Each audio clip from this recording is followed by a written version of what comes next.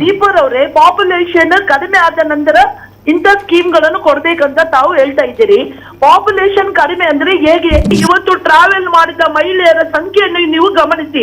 40% ಕಮಿಷನ್ಗೆ ಎಷ್ಟು ಮಂದಿ ಕ್ವಶನ್ ಕೇಳಿದ್ದಾರೆ, ಎಷ್ಟು ಮಂದಿ ವಾಯ್ಸ್ ಅನ್ನು ರೇಸ್ ಮಾಡಿದ್ದಾರೆ. ಪ್ರೈವೇಟ್ ಬಸ್ ನವರ ಕತೆ ಏನು ಅಂತಂದ್ರೆ, ಪ್ರೈವೇಟ್ ಬಸ್ ಗಳಿಗೆ ಮಹಿಳೆಯರು ಹೋಗ್ತಾ ಇಲ್ಲ, ಬಹಳ ಜನರು ಹೋಗ್ತಾ ಇದ್ದಾರೆ ಅಂತ ಅವರ ಕತೆ ಏನು ಅಂತ ಬರುತ್ತೆ. ಡೈಲಿ ಕೆಎಸ್ಆರ್ಟಿಸಿ ಬಸ್ ಅಲ್ಲಿ ಹೋಗೋರು ಕೆಎಸ್ಆರ್ಟಿಸಿ ಬಸ್ ಅಲ್ಲಿ ಹೋಗ್ತಾರೆ, ಪ್ರೈವೇಟ್ ಬಸ್ ಅಲ್ಲಿ ಹೋಗೋರು ಪ್ರೈವೇಟ್ ಬಸ್ ಅಲ್ಲಿ ಹೋಗ್ತಾರೆ, ಆಟೋದಲ್ಲಿ ಹೋಗೋರು ಆಟೋದಲ್ಲಿ, ನಮ್ಮಂತವ್ರು ಕಾರಲ್ಲಿ ಹೋಗ್ತಾರೆ. ನಾವು ಏನು ನನ್ಗೆ ಫ್ರೀ ಇದೆ ಅಂತ ನಾನು ಗೌರ್ಮೆಂಟ್ ಬಸ್ ಅಲ್ಲಿ ಹೋಗ್ತೇನೆ? ಇಲ್ಲ, ನಾನು ಹೇಗೆ ಹೋಗುದು ಹಾಗೇನೆ ಹೋಗ್ತೇನೆ. ಸೊ ಹಾಗಾಗಿ ರಾಜ್ಯ ದಿವಾಳಿ ಆಗುತ್ತೆ ಅನ್ನೋದು ಇಲ್ಲ ಹಾಗಾದ್ರೆ ಈ ಫ್ರೀ ಕೊಟ್ಟು. ರಾಜ್ಯ ದಿವಾಳಿ 40% ಕಮಿಷನ್ ಅಲ್ಲಿ ಆಗ್ಲಿಲ್ಲ, ಮುಂದಕ್ಕೂ ಆಗುದಿಲ್ಲ. ಯಾರು ಬೇಡ. ಹಲೋ, ನಮಸ್ತೆ ಮೇಡಮ್. ನಿತಿನ್ ಶಾಲೆಟ್ ಪಿಂಟೋ ಮಾತಾಡೋದು. ನಮಸ್ತೆ ಶಾಲೆಟ್ ಪಿಂಟೋ ಅವರು, ನಮಸ್ತೆ ಮೇಡಮ್. ಮಾತಾಡಿ ಮೇಡಮ್, ಏನ್ ಹೇಳ್ತೀರಾ? ಒಂದು ಬಸ್ ಫ್ರೀ ಆಗಿದೆ, ತಮ್ಮ ಒಂದು ರಿಯಾಕ್ಷನ್ ಏನ್ ಹೇಳಲಿಕ್ಕೆ ಇಷ್ಟಪಡ್ತೀರಾ ಮೇಡಮ್? ನನಗೆ ಇವತ್ತು ಬರ್ಬೇಕಿತ್ತು, ನನಗೆ ಸ್ವಲ್ಪ ಅಸಹ್ಯಕರಾದ ಕಾರಣ ಸ್ವಲ್ಪ ಕಮಿಟ್ಮೆಂಟ್ ಇದ್ದಾಗ ಬರ್ಲಿಕ್ಕೆ ಆಗ್ಲಿಲ್ಲ. ನನ್ನ ಕ್ವಶನ್ ನೇರವಾಗಿ ದೀಪರ್ ಅವರು ಹೇಳಿದ್ರು, ಅವರು ಒಂದು ಕಾಲೇಜ್ ಸ್ಟೂಡೆಂಟ್, ರೈಟ್? ಎಸ್, ಹೌದು. ಈಗ ಅವ್ರು ಏನ್ ಹೇಳಿದ್ರು, ಪಾಪ್ಯುಲೇಷನ್ ಕಡಿಮೆ ಆಗ್ಬೇಕು ಅಂತ. ದೀಪರ್ ಅವರೇ, ಪಾಪ್ಯುಲೇಷನ್ ಕಡಿಮೆ ಆದ ನಂತರ ಇಂಥ ಸ್ಕೀಮ್ಗಳನ್ನು ಕೊಡ್ಬೇಕಂತ ತಾವು ಹೇಳ್ತಾ ಇದ್ದೀರಿ. ಪಾಪ್ಯುಲೇಷನ್ ಕಡಿಮೆ ಅಂದ್ರೆ ಹೇಗೆ ಅಂತ ತಾವು ಕೇಳ್ತಾ ಇದ್ದೀರಿ? ನನಗೆ ಕ್ವಶನ್ ಕೇಳಿಕೊಂಡು ನನಗೆ ಕೆಲವುಂಟು.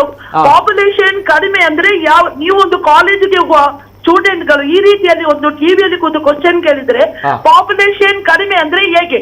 ಪಾಪ್ಯುಲೇಷನ್ ಕಡಿಮೆ ಆದ್ರೆ ಇಂಥ ಸ್ಕೀಮ್ ಕೊಡ್ಬೇಕಂತ ತಾವು ಕೇಳ್ತಾ ಇದ್ದೀರಿ.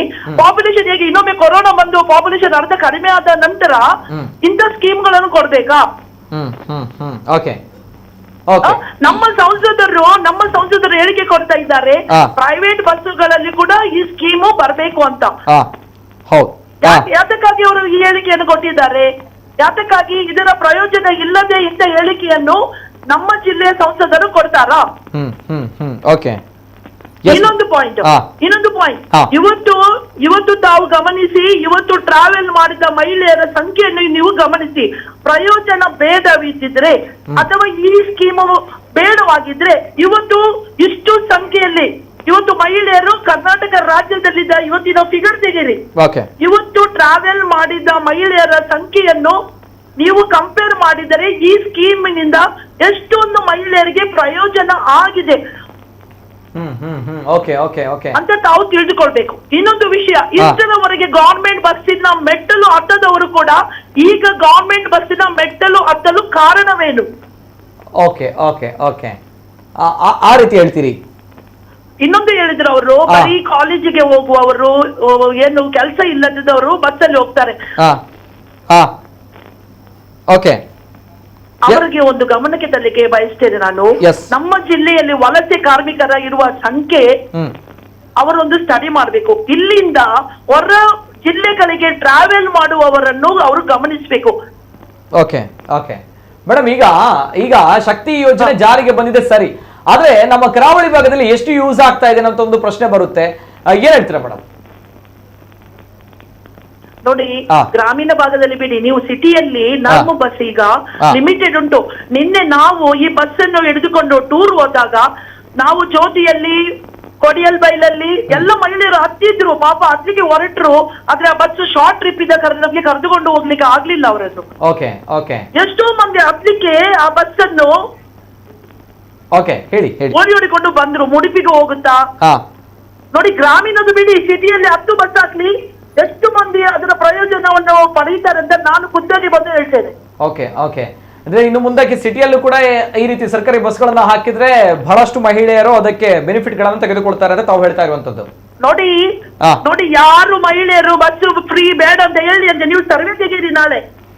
ನಾಳೆ ಜನರಲ್ ಸರ್ವೆ ತೆಗೀರಿ, ಎಕ್ಸಿಟ್ ಪೋಲ್ ಹೇಗೆ ಮಾಡ್ತೀರಿ ಮಹಿಳೆಯರಿಂದ ಎಷ್ಟು ಮಂದಿಗೆ ಬೇಡ. ಬಿಜೆಪಿ ಪರವಾಗಿ ಇರುವವರು ಸ್ವಲ್ಪ ಅಂಧ ಭಕ್ತರಿಗೆ ಬೇಡ, ಉಳಿದ ಎಲ್ಲರಿಗೂ ಫ್ರೀ ಬಸ್ ಬೇಕು.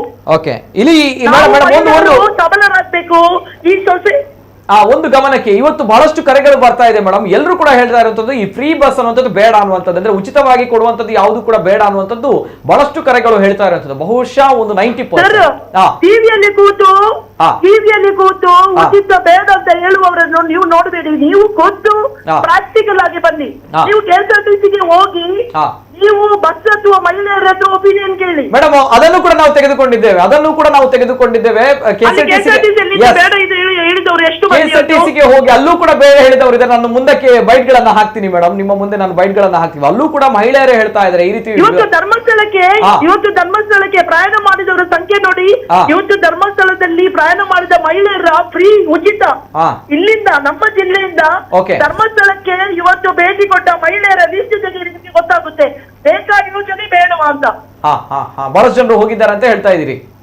ಎಸ್ ಓಕೆ ಮೇಡಮ್, ಈಗ ಈ ರೀತಿ ಫ್ರೀ ಕೊಟ್ರೆ ನಮ್ಮ ರಾಜ್ಯದ ಕಥೆ ಏನು ಅನ್ನುವಂಥದ್ದು ಜನರು ಕೇಳ್ತಾ ಇದ್ದಾರೆ. ಬಹಳಷ್ಟು ಕಷ್ಟ ಇದೆ, ಜನಸಾಮಾನ್ಯ ಮೇಲೆ ಟ್ಯಾಕ್ಸ್ ನ ಹೊರೆ ಹಾಕ್ತಾರೆ ಇನ್ನು ಮುಂದಕ್ಕೆ ಅನ್ನುವಂಥದ್ದು.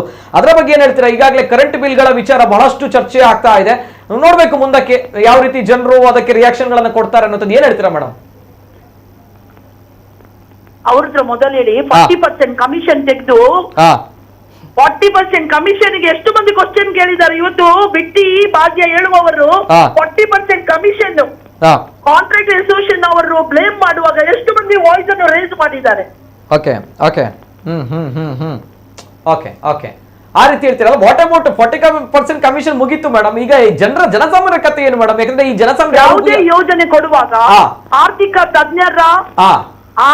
ತಜ್ಞರಲ್ಲಿ ಡಿಸ್ಕಸ್ ಮಾಡಿಯೇ ಬಜೆಟ್ ಎಷ್ಟು 3 ಲಕ್ಷ ಕೋಟಿ ಬಜೆಟ್ ಅನ್ನು ಹೊಂದಿಸಿಕೊಂಡು ಯಾವ ಯೋಜನೆಗೆ ಯಾವ ಡಿಪಾರ್ಟ್ಮೆಂಟ್ಗೆ ಎಷ್ಟೆಷ್ಟು ಬಜೆಟ್ ಅನ್ನು ಹೊಂದಿಸಬೇಕು ಅಂತ ಆರ್ಥಿಕ ತಜ್ಞರಿದ್ದಾರೆ. ಮಾಹಿತಿ ಸರಿಯಾಗಿ ಪಡೆದುಕೊಂಡೇ ಇಂಥ ಭಾಗ್ಯಗಳನ್ನು ಕೊಡ್ಬೇಕು. ಇವತ್ತು ನಮ್ಮ ದೇಶದಲ್ಲಿ ಉಚಿತ ಸೌಲಭ್ಯ ಜನರಿಗೆ ಕೊಟ್ರೆ ಮಾತ್ರ ನಾವು ಈ ಒಂದು ದೇಶದ ಸ್ಥಿತಿಯನ್ನು ಮೇಲ್ಮಟ್ಟಕ್ಕೆ ತರಬಹುದು. ಮಹಿಳೆಯರಿಗೆ ಉಚಿತವಾಗಿ ಮಹಿಳೆಯರಿಗೆ ಕೊಟ್ರೆ ಮಾತ್ರ ಈ ರೀತಿ ದೇಶದ ಒಂದು ಆರ್ಥಿಕತೆ ಮೇಲೆತ್ತಬಹುದು ಅಂತ ಹೇಳ್ತೀರಿ. ಹೌ ಅಂತ ಪ್ರಶ್ನೆ. ಯಾಕಂದ್ರೆ ಇಲ್ಲಿ ವೇಟ್ ಮೇಡಮ್, ಯಾವ ರೀತಿ ಅಂತ ಬರುತ್ತೆ, ಬಹಳಷ್ಟು ಡಿಫೆಕ್ಟ್ ಇದೆ ಇನ್ನು ಮುಂದಕ್ಕೆ ಮೇಡಮ್.